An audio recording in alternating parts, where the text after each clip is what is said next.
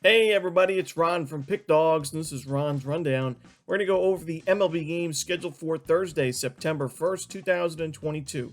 Now, if you like what you see, make sure to give this video a big thumbs up and subscribe to our channel. Helps us out a ton. And don't forget to put your baseball picks in the comments section below. Now, if you're looking for my MLB best bets, you can find those at the Premium Picks tab at pickdawgz.com. Of course, I'm always running my $15 MLB best bet, so check it out at Pick Dawgz Premium. Alrighty, here we go. Here are the games for Thursday, September 1st. First up, we see the Seattle Mariners taking on the Detroit Tigers. We're going to see Logan Gilbert and Eduardo Rodriguez on the mound for this game. We know the Detroit Tigers are one of the weaker offenses in baseball. When you look in the last month, highest strikeout rate against righties, the 29th ranked team OPS, and the 29th ranked isolated power. And when you look at Logan Gilbert, he's 6-1 with a 3.15 road ERA this year. So I do think he pitches well on the road in this one. On the other side, you look at Eduardo Rodriguez. He hasn't been pitching too poorly in his first two starts back from injury. In his first 11 innings combined, only giving up one earned run. No home runs allowed in that stretch. Now, I'd like to see the strikeouts rise. I like to see him minimize the walks he's allowing. But, you know, so far, not too shabby. And we know the Tigers' bullpen's actually had a pretty good season this year also. And when you look at the Seattle Mariners offensively, ranked 17th in team OPS and 19th in isolated power against lefties in the last 30 days. So I do think this is going to set up for a nice low-scoring under. So give me the under in this Mariners-Tigers. Next up, we see the Kansas City Royals taking on the Chicago White Sox. Johnny Cueto for the White Sox. No official starter for the Royals quite yet. Now, when you look at Johnny Cueto on the road this year, in about 60 innings of work, he's got a 1.81 ERA. He's only allowed 4 home runs away from home, but in his home starts at Guaranteed Rate Field, in about 64 innings of work, 4.08 ERA, 9 home runs allowed, more walks allowed, less strikeouts. So I do worry about that. And when you look at Cueto, his last start against the Royals, it wasn't too long ago. It was in Kansas City, August 10th, and he went 6 innings. He only gave up 3 total runs, but 9 base hits allowed and a walk, only 4 strikeouts. So I do think the Royals will be able to get to him for a few runs in this game, and that should be enough to cover on the run line. The Royals have shown they're going to compete in this series. The first game, they won the game by more than a run, in 9-7 final score. And in this season series, the Royals lead at 10-7. They have definitely owned the White Sox, I would say, especially when you look at how many times they've been the underdog, getting plus money.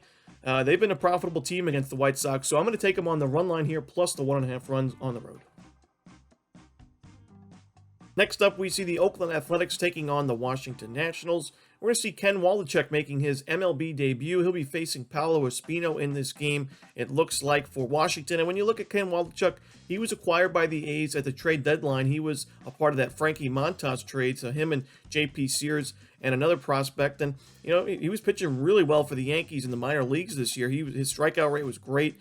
His ERA was, I think, below 2. And when he made the move to the A's, he's only had about 18 innings of work. He's still pitching well, ERA below 4, strikeout rate's still there. The home runs per 9 rating a little high. He's given up 3 homers in those 18 innings. But still, I would say successful this season in the minor leagues. But now he's making his first major league start. He does get to face a pretty weak lineup in the Washington Nationals. And I do like the fact that he was able to strike out some guys in the minor leagues, because the Washington Nationals have struggled with the strikeout as a team against lefties. They're in the top 10 in terms of highest strikeout rate, 25.1% in the last 30 days. So, you know, I'm not in love with backing and a rookie making his debut. This season, I've seen a lot of those rookies making their MLB debut. They've struggled quite a bit.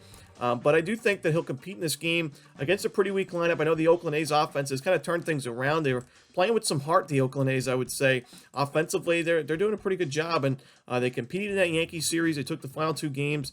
They looked strong in that Mariners series not too long ago. They put up 10 runs in the first game of this series. So give me the Oakland A's here on the money line, but not my favorite game on the board.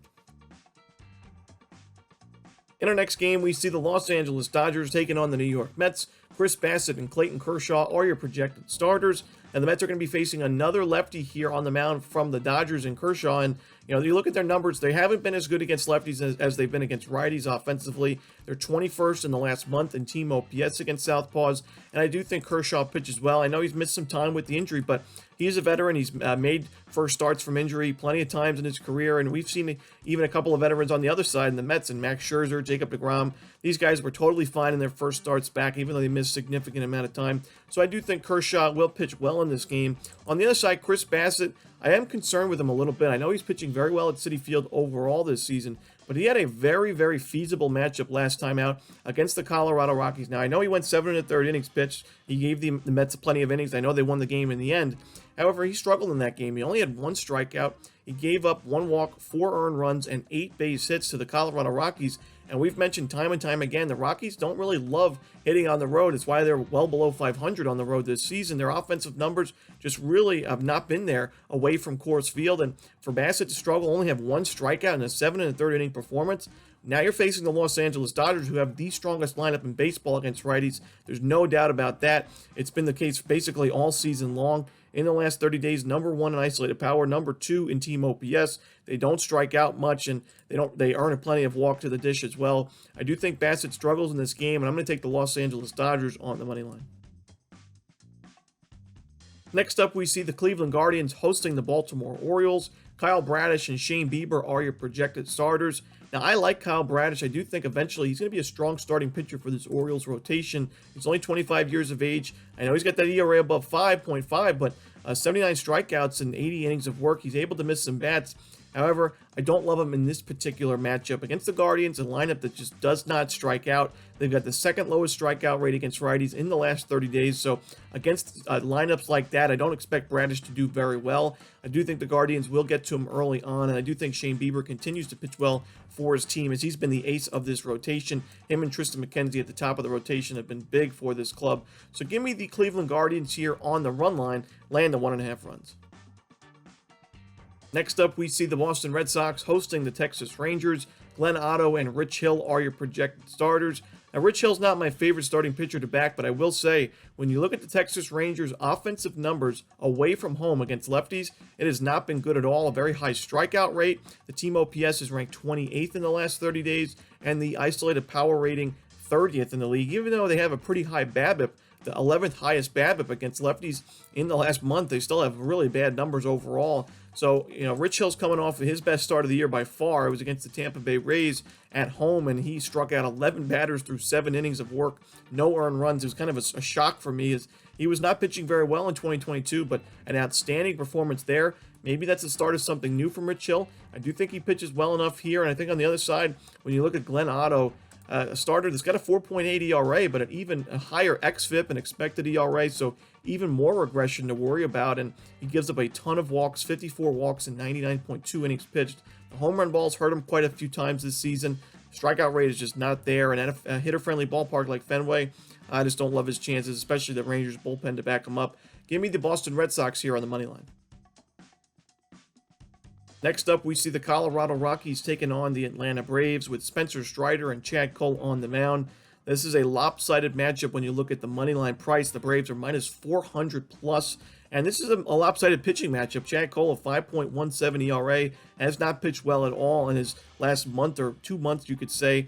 His ERA actually wasn't too bad at the beginning of the year. He's pitching pretty well for his new team, but lately he has not done much at all, and I do think he struggles yet again in this game against the Braves, and I don't think his offense does much to back him up. The Rockies' numbers on the road against righties, against lefties, haven't been good in the last month and really all season long. And Spencer Strider's been one of the more exciting young pitchers to watch this year. At home, a 4-1 record with a 2.54 ERA, 88 strikeouts, and 56 2/3 innings at home. Whew, great strikeout right there. Only 2 home runs allowed at home in 56 innings. Very, very impressive. Give me the Atlanta Braves laying 2.5 runs as we try to get a better price with this one. And in our final game of the night, we see the Milwaukee Brewers taking on the Arizona Diamondbacks. Now, we should see Brandon Woodruff and Merrill Kelly as the starters for this game. There's no official lineup, but it does look like those will be the starters. And I think both starting pitchers are having great years, and I do think both starters will pitch well in this game. But where I give the edge to the Brewers is their bullpen and their lineup.